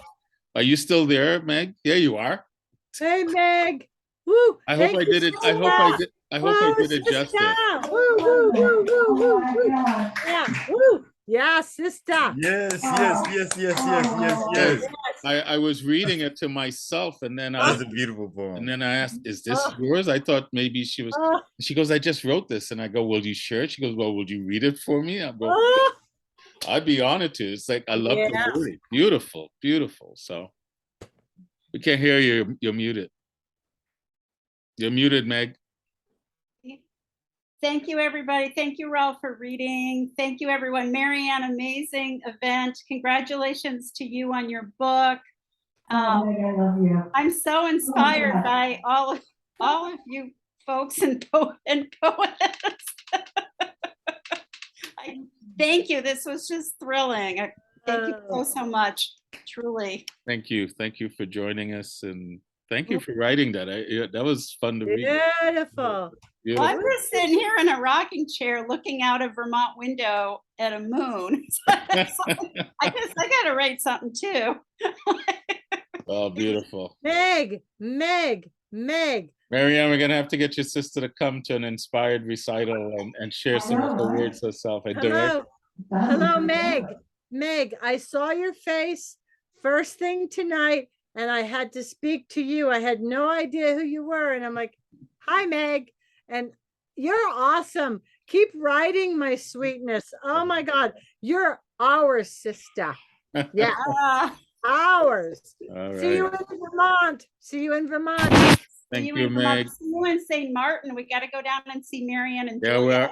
we're gonna just charter a plane and Road we'll have to parachute Zemkonto in so he can have the runway beach experience. Yes, exactly.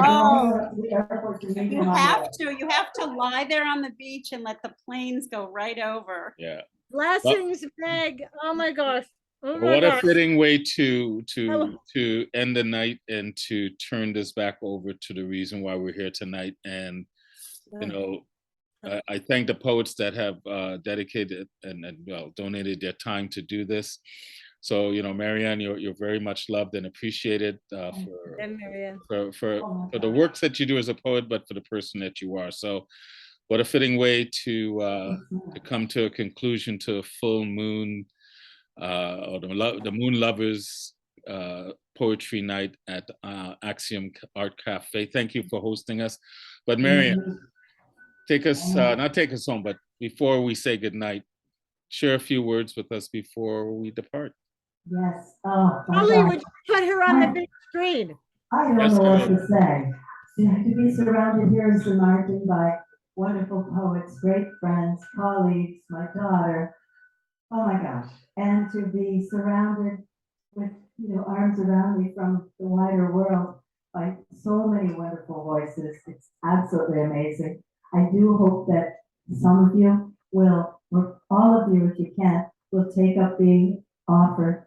The door is open here in St. Martin. Julian, I would love to have you. The writing community would love to have you. And the Friendly Island would love to have you here.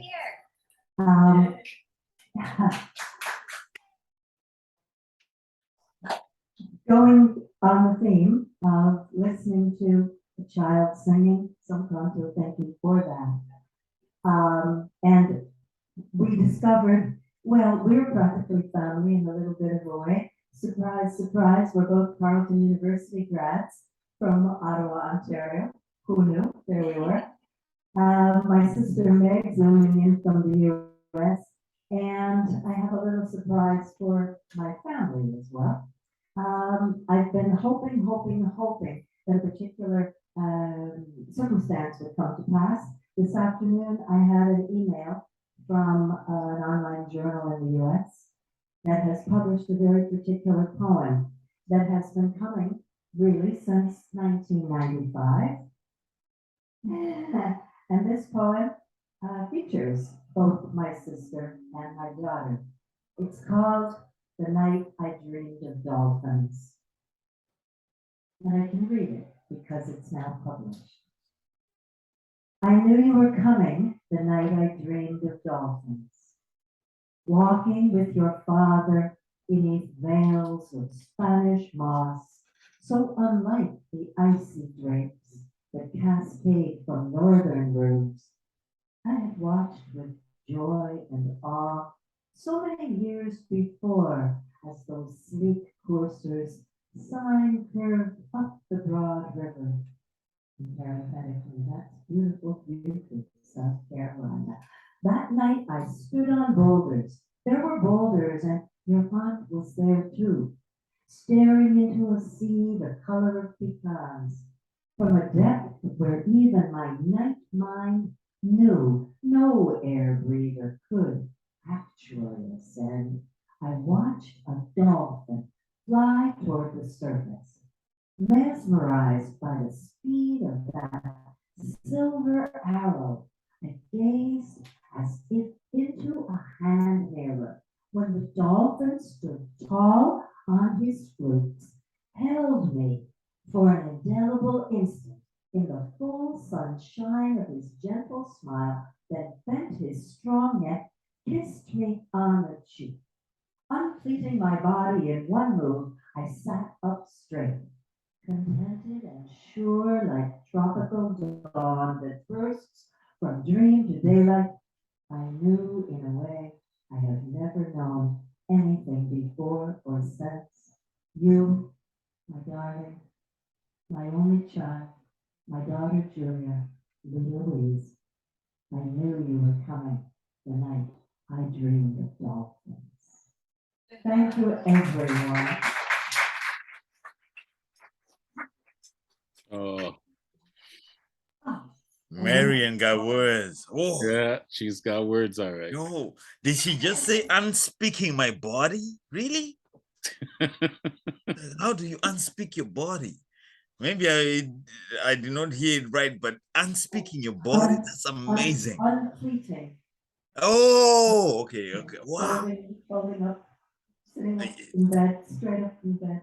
I love your poetry, Marianne. Thank Thank you you so much. Thank you. I appreciate it. One love. Thank you. Thank you to all of you. Oh my goodness. Hey, Miss Full Moon, how are you feeling now? Beautiful. It's a beautiful night. Thank you so much, everyone, for sharing this with me. Wow. It was an honor. I think I could speak for all the other poets. We're glad that we could be here for you tonight and to share in your in your book and Full Moon Fire, and to share a bit of your home. Living on the island of Sint Maarten, and with the like I said, although we couldn't see them, but to share with people that mean something to you. So we want to thank you for coming into our lives and bringing your poetry and your beauty and your kindness and your humanity and just sharing. So this was just such a blessing tonight to be able to be a part of this and to help you bring this together. So I thank those in the audience, and I thank my fellow Zoom poets and Zoom storytellers. So you want to say a few last words before we say goodnight? Marianne? I have this. Sorry? Oh, last word, simply thank you, everybody. Thank you from the bottom of my heart. Thank you from the moonlit night and all the many moonlit nights to come. Yes. May we make many, many more poems together and share them well. Thank you, everyone. And maybe we'll do this again.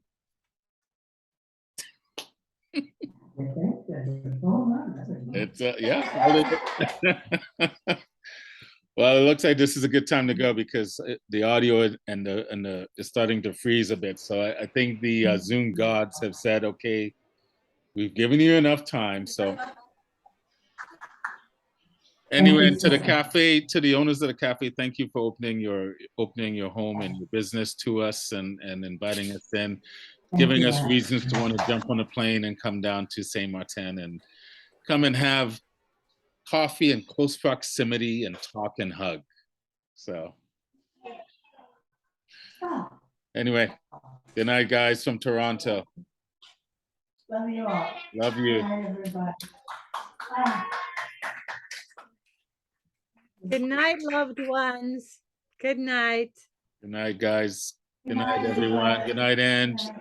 From Conto, talk to you soon. Kate, Yeah. nice seeing you. And Inspire a everyone. child. Inspire a child. Yes. Wherever Good you night, go, use Julian. your Good words night, to inspire Julian. a child. Good night. Ma. Yes. Love you all. Yeah. Good night, Angie. Bruh, bruh, bruh, bruh, bruh, bruh. Wonderful to hear you. Yeah.